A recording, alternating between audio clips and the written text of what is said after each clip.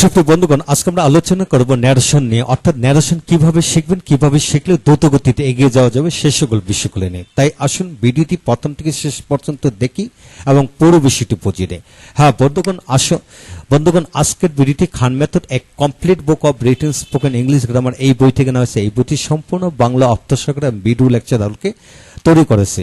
ইতিমধ্যে এই বইটির উপর 350 অধিক ভিডিও লেকচার ফেসবুক, ইউটিউবে আপলোড দেওয়া হয়েছে। আমাদের ভিডিওগুলো দেখুন, প্রতিটি ভিডিও আপনাদের কাজে আসবে এবং ভালো লাগবে। এবং যারা যে ধরনের ভিডিও লেকচার দেখতে চান তারা কমেন্টস বক্সে লিখে দেন, আমরা উক্ত ভিডিওগুলি লিঙ্ক দিয়ে দেবো। এবং এছাড়া আমরা প্রয়োজনে যদি ভিডিওগুলো করা না থাকে উক্ত ভিডিওটি আমরা করে দিব ইনশাল্লাহ। এবং যাদের যে ধরনের প্রশ্ন ইংরেজি উপর থাকে আপনারা প্রশ্ন করুন, কমেন্টস বক্সে আমরা উত্তর দিয়ে দিব।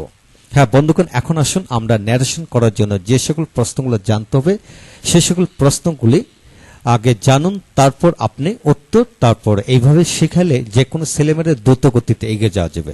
হ্যাঁ বন্ধুগণ, আপনাকে এটি জানতে হবে, ন্যারেশন শিখতে হলে 51টি প্রশ্ন দরকার। 51টি প্রশ্ন যদি ধারাবাহিকভাবে আপনি শিখে যান তাহলে সমস্ত জীবনের জন্য ন্যারেশন শিখলেন, এর বাইরে কিছু নেই, বিশ্বাস রাখুন। তাই আসুন দেখিনি পুরো বিষয়টি।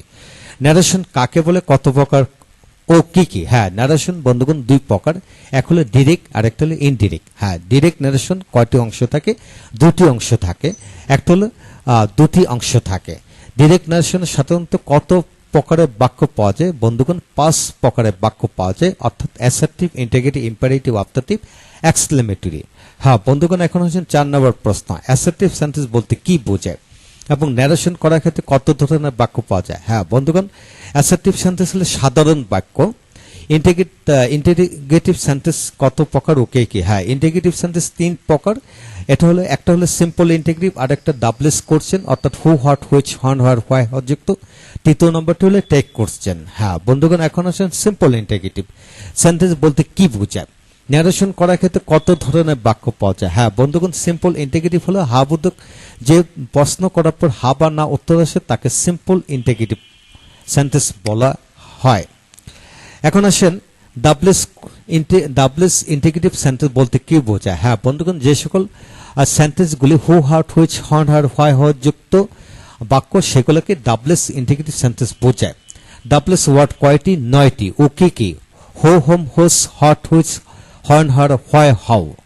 এখন আসেন ন্যারেশন করার ক্ষেত্রে কত ধরনের ডাবলেস ওয়ার্ড যুক্ত বাক্য পাওয়া যায়? টোটাল 9 ধরনের ওয়ার্ড যুক্ত বাক্য পাওয়া যায়। এছাড়া এদেরও আবার একাধিক বিশিষ্ট বাক্য আছে, সেগুলো যখন আমরা ন্যারেশন করব তখন আমরা বলে দেব। তারপর আসেন ইম্পারেটিভ সেন্টেন্স কাকে বলে? হ্যাঁ, ইম্পারেটিভ সেন্টেন্স আদেশ, নিষেধ, অনুরোধ, উপদেশমূলক বাক্যগুলোকে এবং অনুরোধ উপদেশমূলক বাক্যগুলোকে ইম্পারেটিভ সেন্টেন্স বলা হয়। ন্যারেশন করার ক্ষেত্রে কত ধরনের ইম্পারেটিভ সেন্টেন্স পাওয়া যায়? গঠন সহকারে লিখুন। হ্যাঁ বন্ধুগণ, 9 নম্বর হচ্ছে অবজেক্টিভ সেন্টেন্স কাকে বলে এবং এদের গঠন প্রণালী কি? হ্যাঁ বন্ধুগণ, আমরা সাধারণত জানি মেযুক্ত বাক্যকে অবজেক্টিভ সেন্টেন্স বলা হয়। এছাড়া শুভকামনা, শুভেচ্ছা জাতীয় বাক্যগুলোকে অবজেক্টিভ সেন্টেন্স বলা হয়। ন্যারেশন করার ক্ষেত্রে কত ধরনের অবজেক্টিভ সেন্টেন্স পাওয়া যায়? হ্যাঁ বন্ধুগণ, পরবর্তীতে আমরা এগুলো দেখাবো। এখন আসুন এক্সক্লেমেটরি সেন্টেন্স কাকে বলে? বিস্ময়কর যুক্ত বাক্যগুলোকে, বিস্ময়যুক্ত বাক্যগুলোকে এক্সক্লেমেটরি বাক্য বলা হয়। ন্যারেশন করার ক্ষেত্রে কত ধরনের বাক্য পাওয়া যায়? হ্যাঁ বন্ধুগণ, সেগুলো নিচে আমরা আলোচনা করব। এখন আসুন 11 নম্বর, ডিরেক্ট ন্যারেশন থেকে ইনডিরেক্ট ন্যারেশন পরিবর্তন করতে কয়টি নিয়ম দরকার? হ্যাঁ বন্ধুগণ, 5টি নিয়ম দরকার। এখন আসুন 12 নম্বর হলো রিপিটিং ভার্ব বলতে কি বোঝায়? হ্যাঁ বন্ধুগণ, রিপিটিং ভার্ব হচ্ছে he said to me I am going to college. হ্যাঁ, সেড টু মি এই অংশটা হলো রিপিটিং ভার্ব। আর এখানে সেড টু, টোল্ড, আস্ক এই সকল শব্দগুলোকে রিপিটিং ভার্ব বলা হয়। এছাড়া আরো কিছু শব্দ রয়েছে। রিপিটিং ভার্বগুলি কি কি? হ্যাঁ, এগুলো কি কি সেগুলো লিখুন।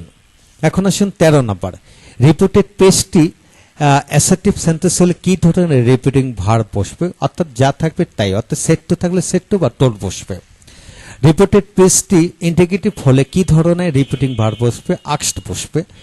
রিপিটেড পেজটি ইম্পারেটিভ সেন্টেন্স হলে কি ধরনের রিপিটিং ভার্ব বসবে? হ্যাঁ বন্ধুগণ, সেখানে টোল্ড বসানো যায়, অর্ডার, রিকোয়েস্টেড এই ধরনের বসানো যায়। হ্যাঁ, তারপর রিপিটেড পেজটি যদি অবজেক্টিভ সেন্টেন্স হয় তাহলে রিপিটিং ভার্ব কি হবে? হ্যাঁ, উইশ বা প্রেড হবে। রিপিটেড পিসটি এক্সক্লেমেটরি সেন্টেন্স হলে কি ধরনের রিপিটিং ভার্ব বসবে? এক্সক্লেমড উইথ সরো, সারপ্রাইজ ইত্যাদি হবে। এখন আসুন রিপিটিং ভার্ব হিসেবে said to, told, asked, order, advice, prohibited, forbade, requested, supposed to, suggested, wished, paid, prayed, exclaimed with joy, exclaimed with sorrow, exclaimed with surprise, exclaimed with shame। এটা কোনটা কোন কোন সেন্টেন্সে বসে উদাহরণ সহকারে বাক্য লিখুন। হ্যাঁ বন্ধুগণ, আমরা জানি সেড টু বা টোল্ড অ্যাসার্টিভ সেন্টেন্সে বসে, আস্কড হলে ইন্টিগ্রেটিভে, ordered, advise, prohibited, forbid, requested, propose to, suggested এইগুলি বসে ইম্পারেটিভ সেন্টেন্সে, উইশ বা প্রেড বসে অপটাটিভ সেন্টেন্সে, বাকিগুলো হলো এক্সক্লেমেটরি সেন্টেন্সে। বন্ধুগণ, প্রশ্নগুলো যদি আপনার সন্তানকে ভালো করে বুঝিয়ে বুঝিয়ে পড়ুন তাহলে অটোমেটিক্যালি সে মনে অজান্তে পুরো বিষয়টি চলে আসবে। এখন আসুন যুক্তকরণ বলতে কেউ বোঝায় দুই বাক্যের মাঝখানে ড্যাট যখন বসে তখন এটাকে যুক্তকরণ বোঝায়। এছাড়া অন্যান্য শব্দ বসে, ইফ বসে, ওয়াইডার বসে, টু বসে, এগুলোকে যুক্তকরণ বোঝায়। টু ছাড়া মানে দ্যাট এইগুলোকে যুক্তকরণ বসে টু ছাড়া। ন্যারেশন করার সময় কোনটা কোন কোন জয়নিং ওয়ার্ড পাওয়া যায়? হ্যাঁ বন্ধুগণ, এখানে দ্যাট পাওয়া যায়, ই পাওয়া যায়, ওয়াইডার পাওয়া যায়, হ্যাঁ এগুলি পাওয়া যায় শুধু। রিপিটেড পিসটি অ্যাসার্টিভ সেন্টেন্সের কি ধরনের জয়নিং হবে? দ্যাট বসবে।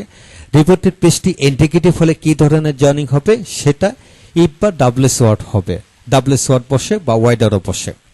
রিপিটেড পিসটি ইম্পারেটিভ হলে কি ধরনের হবে? লেট যুক্ত হলে দ্যাট হবে, লেট ছাড়া টু হবে। রিপিটেড পিসটি অপটাটিভ হলে সরাসরি দ্যাট বসবে, সরাসরি জয়নিং সেন্টেন্স হিসেবে দ্যাট বসবে। এখন লক্ষ্য করুন বন্ধুগণ,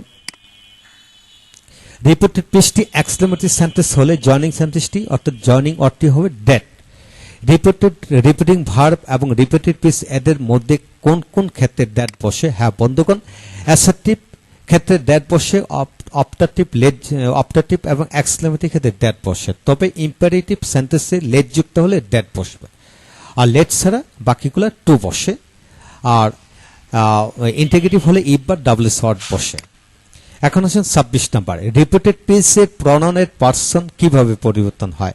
হ্যাঁ বন্ধুগণ, রিপিটেড পিসের প্রনাউনের পার্সন পরিবর্তন হয় সাবজেক্ট অনুযায়ী, অর্থাৎ রিপিটেড পিসের প্রনাউন এর পার্সন অনুযায়ী পরিবর্তন হয়। অর্থাৎ ফার্স্ট পার্সন হলে কি হবে? হ্যাঁ ফার্স্ট পার্সন হলে রিপিটিং ভার্বের সাবজেক্ট অনুযায়ী হবে, সেকেন্ড পার্সন হলে রিপিটিং ভার্বের অবজেক্ট অনুযায়ী হবে, থার্ড পার্সন হলে কি হবে? থার্ড পার্সনের কোনো পরিবর্তন হয় না। এখন আসেন 27 নাম্বার, রিপিটেড পিস এর টেন্স কিভাবে পরিবর্তন হবে? হ্যাঁ বন্ধুগণ, রিপিটেড পিসটি যদি প্রেজেন্ট ইনডিফিনিট রিপিটিং ভার্ব যদি পাস্ট টেন্সের হয় তাহলে রিপিটেড পিসে ওই টেন্স প্রেজেন্ট ইনডিফিনিট টেন্স হলো উক্তটি past indefinite tense, present continuous tense হলো পাস্ট কন্টিনিউয়াস টেন্স হবে। হ্যাঁ বন্ধুগণ, এই বিষয়টা অনেক বড়, পরবর্তীতে আমরা বোঝাবো। এখন আসে নৈকট্যসূচক শব্দ বলতে কি বোঝায়? হ্যাঁ বন্ধুগণ, নৈকট্যসূচক শব্দ বলতে বোঝায় ইহা ওইটা, আজকে ওই দিন, আজকে ওই দিন, এইভাবে হবে। অর্থাৎ দিস হলে দ্যাট হবে, টুডে হলে দ্যাট হবে, এইভাবে বুঝতে হবে। এগুলো আমরা পরে আলোচনা করব। এখন আসেন 29 নম্বর, নৈকট্যসূচক শব্দের দূরত্বসূচক শব্দে কিভাবে পরিবর্তন হয়? হ্যাঁ বন্ধুগণ, এটা পরবর্তী লেকচারে আমরা দেখাবো। হ্যাঁ 30 নম্বর হলো রিপিটেড পিসে সার থাকলে কি হবে? হ্যাঁ সার থাকলে রেসপেক্টফুলি হবে বা উইথ ডিউ রেসপেক্ট, এইভাবে লিখতে হবে। তারপর রেসপেক্টফুলি বা উইথ ডিউ রেসপেক্ট বা এটা সেন্টেন্সে কোন কোন স্থানে বসে? তো বন্ধুগণ, এটা হচ্ছে যখন রিপিটেড পিসে সার থাকবে তারপর রেসপেক্টফুলি বা উইথ ডিউ রেসপেক্ট এগুলা বসবে। এখন আসুন রিপিটেড পিসে থ্যাংক ইউ থাকলে কি হবে? ডিরেক্ট ন্যারেশন করার সময় কোন গঠন হবে? হ্যাঁ হি থ্যাঙ্কড মি, সরাসরি এখানে রিপিটিং বার হবে না, সরাসরি হি থ্যাঙ্কড মি এইভাবে হবে। রিপিটেড পিসে গুড বাই থাকলে কি হবে? বেড হবে। এখন আসে রিপিটেড পিসে গুড মর্নিং, গুড ইভিনিং এগুলা থাকলে কি হবে? উইশ দিয়ে করতে হবে। রিপিটেড পিসে যদি কারো পদবি, খেতাব, উপাধি বা নাম ধরে সম্বোধন করা হয় তাহলে কিভাবে করবে? অ্যাড্রেসিং দিয়ে করতে হবে। তারপর সে বাই আল্লাহ, বাই গড এইগুলা যদি থাকে কিভাবে ইনডিরেক্টলি কি নারেশন কি বসবে? সোয়ারিং বাই আল্লাহ এইভাবে দিতে হবে। এখন আসেন রিপিটিং ভার্ব প্রেজেন্ট বা ফিউচার টেন্স হলে রিপিটেড পিসের টেন্সের কোনো পরিবর্তন হবে কি? না, কোনো পরিবর্তন হবে না। অর্থাৎ রিপিটিং ভার্বটি যদি প্রেজেন্ট, ইনডিফিনিট বা ফিউচার হয়, রিপিটেড পিসে কোনো পরিবর্তন হয় না। তো বন্ধুগণ, এখানে had better, had rather, would rather, wish, it is time, এই ক্ষেত্রে দ্বিতীয় বাক্যটি কোন টেন্সের হবে? তারপর 39, রিপিটিং ভার্ব নেই এমন বাক্যকে কিভাবে ইনডিরেক্ট ন্যারেশন করতে হবে? ইনডিরেক্ট ন্যারেশনের ক্ষেত্রে অ্যাসার্টিভ সেন্টেন্স গঠন কি হবে, ইন্টিগ্রেটিভ সেন্টেন্স গঠন কি হবে, ডাব্লিউএস যুক্ত ইন্টিগ্রেটিভ সেন্টেন্সের গঠন কি হবে? হ্যাঁ বন্ধুগণ, এই সকল প্রশ্নগুলি আপনি কিংবা আপনার সন্তান যদি জেনে যায়, তাহলে সে সমস্ত যদি দিতে পারে, তাহলে সে সমস্ত জীবনের জন্য ন্যারেশন শিখে গেল। হ্যাঁ, যা কিছু শিখবেন প্রশ্ন আলোকে শিখেন, ইনশাল্লাহ সমস্ত জীবনের জন্য ন্যারেশন শিখে গেলেন ইনশাল্লাহ। এখানে যদি আপনি সিরিয়াল মাফিক শিখেন, তাহলে সমস্ত জীবনের জন্য শেখা হয়ে যাবে। আর যদি সিরিয়াল মাফিক না শিখেন, তাহলে ক্লাস 6 থেকে শুরু করে মাস্টার্স পর্যন্ত ন্যারেশন শিখে, তা এরপরও ন্যারেশনের উত্তর আমরা অনেকেই দিতে পারি না। বিশ্বাস রাখুন, কথাটা কিন্তু সত্যি। তাই আপনারা যা কিছু শিখবেন, তাহলে প্রশ্ন আঙ্গিকে প্রশ্ন এক এক করে নেবেন, লিখে লিখে পড়বেন, তাহলে সমস্ত জীবনে ন্যারেশন শেখা হয়ে গেল।